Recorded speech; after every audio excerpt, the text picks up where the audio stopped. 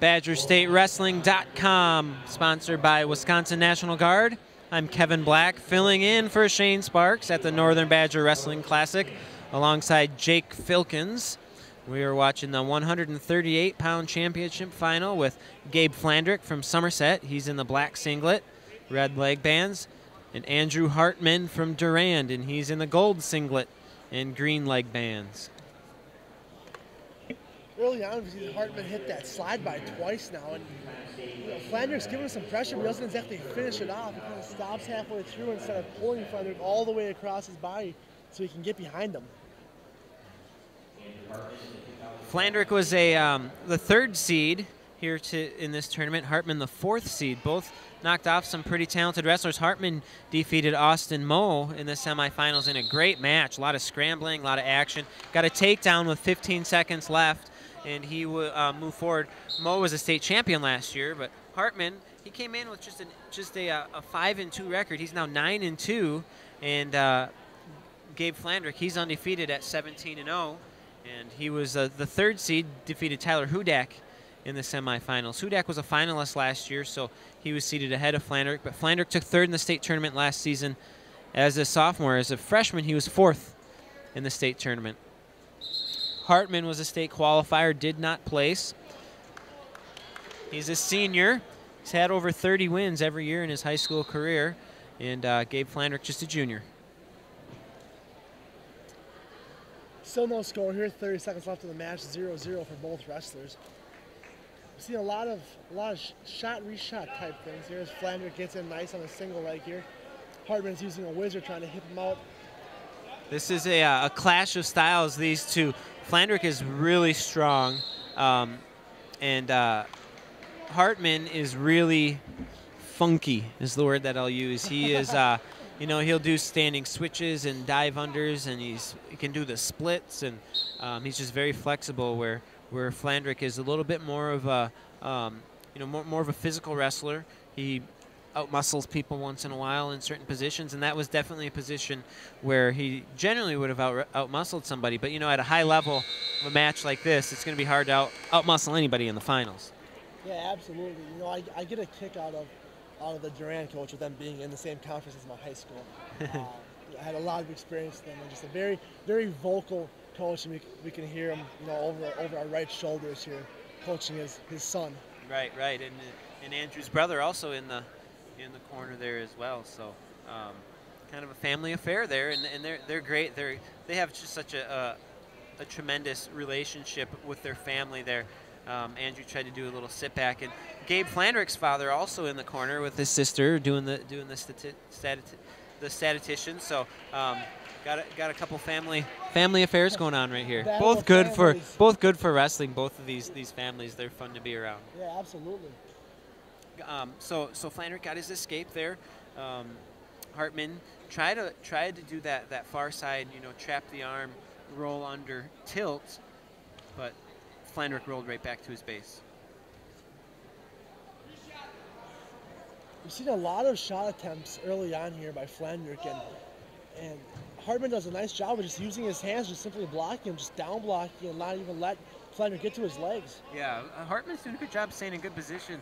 You know, he's kind of stalking him on the edge, and when Flandrick's taking those shots, he's not in a great position to be taking a shot. His hips are back, his legs are back. He doesn't really have his feet set. So for Hartmann, it's pretty easy to just have his hands up and nice, easy block there for him. The only offense we've really seen out of Hartmann so far is that slide by he's attempting, and he's having some success. He's doing a great job of moving Flandrick, but it's a one-and-done thing. And in wrestling, you need to combine 2 or 3 moves, right, chain-type wrestling, if you want to score a takedown. Exactly. And duck under. Nice duck. Got to get him to the mat, though. There's no takedown. He's got to get him to the mat, and we need to have 3 supporting points for that to happen. And they are on the edge. You know, another interest. Oh, he went to the nice job on the scramble there. Flandrick did a great job of defending there, you know, keeping Hartmann's hands clasped so that he couldn't brush him down, and just, you know, just as I say, as Hartmann hasn't put any moves together, he does a great job of putting a shot into a underhook, right, or a duck under there, excuse me. Right, 2 moves together, and just before that shot, as they were staying in a good stance, Hartmann really hasn't broke his position yet. That's why it's so hard for Flandrick to penetrate. But you saw Flandrick kind of bounce out of there, stand up straight. maybe he's getting tired a little bit, starting to take heavier steps. So that it was a late takedown that won it for him in the semifinals with Hartmann. So could be a little foreshadow what's going on here. He could be a giant killer today. And this, you know, again, with watching this Hartmann family wrestle over the years, the same exact kind of funky start that his brother would use, where he has his right leg kind of underneath him, so he can go right into a short sit-out.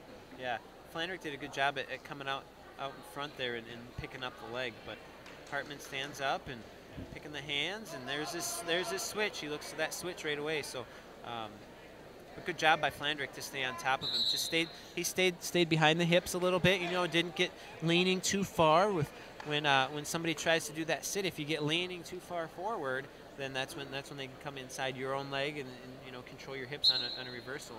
And right. Sometimes low. Top wrestlers try so hard to squeeze the bottom guy, and while doing that, they end up getting high, and that's what leads to a switch. Where Flandrick's doing a great job of just relaxing and staying back and letting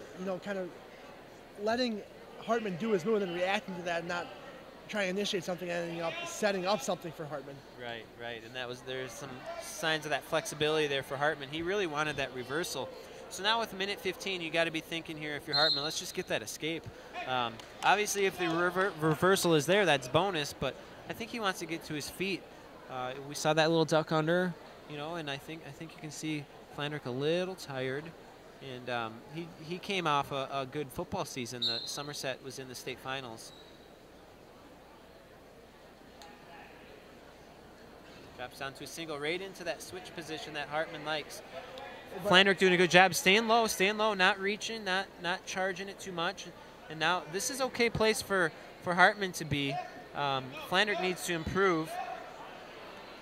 What's going on there? I don't know. Flandrick's doing a great job of keeping his head in good position and keeping it inside the leg opposed to outside, so Hartmann from Durant can't scoot the corner on him. Yeah, you almost would have liked to stand up and kick out there. Again, Flandrick hasn't improved from that position, and Hartmann stepped over the leg. He might be looking for a little leg cradle or something. There's 30 seconds. He still doesn't have an escape. And this position has been no here. Stalemate. No stalemate. Finally, no stall. I thought. Oh, we don't know what happened here. One green neutral. He gave him escape? He gave him an escape. I believe that was an escape point there. All right. Kind of an interesting call if you're a stalemate call, but. Yeah. Huh. Oh, Flandrick right in on a shot. Nice job. Hartmann has that whizzer. He's got that whizzer in deep, too. Great defense there by Hartmann. Didn't panic, just kind of kept that whizzer there and gradually worked himself back up to his feet. 5 seconds to go. That was great off of that. Flandrick was in there deep. Yeah, he was. 6 seconds left, 5 seconds now. We're going to have our first overtime. Both wrestlers seem very content to go to overtime there. Yeah, and these guys know each other very well. They, you know, I think they're okay with. They're just going to keep wrestling. They're just going to keep wrestling until the refs stop them. So half shot by Flandrick. Excellent. I don't know shot. if I'd go to a switch there. If I'm Hartmann, he's got that left leg. Though. He's got that leg far away. He's got to keep that left leg back and not let Flandrick get his ankle over there. He's in the split position, so it's hard for Flandrick to catch that back leg. We can't really see what's going on there, so I just as you got. And that finally calls a stalemate. So we'll go back to our feet. 30 seconds left in overtime.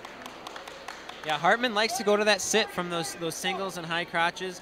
And Flandrick looking at the clock a little flexible. bit. He can put that leg straight. And just he had that leg in the splits. That's why from our angle it looked like he was going to get it. But nice low single coming around behind. There's a takedown. Andrew Hartmann, Northern Badger champion. Beat a couple pretty good kids today. Yeah, great tournament for Hartmann again. Just like his semifinal match, a late takedown gets him a W. He just stayed in good position and kept plugging away. And there it is, Andrew Hartmann, 138-pound Northern Badger champion.